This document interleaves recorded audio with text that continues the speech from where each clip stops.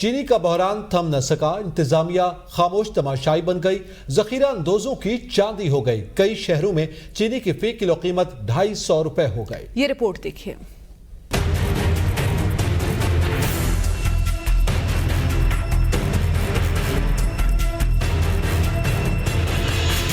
ملک بھر میں چینی کا بحران جاری ہے۔ 4 روز میں چینی کی قیمت 40 روپے فی کلو تک بڑھ چکی ہے۔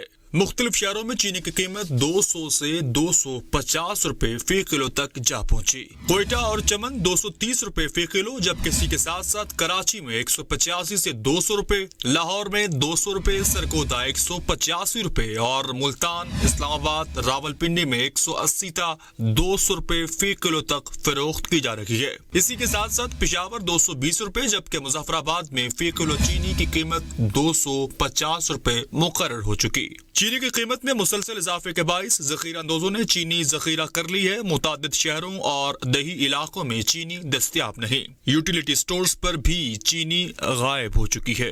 ہول سیل ڈیلرز کا کہنا ہے کہ چینی کی قیمتوں میں اضافے کے ذمہ دار سابق حکومت ہے، جس نے ملز مالکان کو برآمد اور مافیاز کو اسمگلنگ کی اجازت دی۔ 1 ماہ قبل تک چینی کی قیمت 110 روپے فی کلو تھی، جو آج 200 روپے تک جا پہنچی ہے۔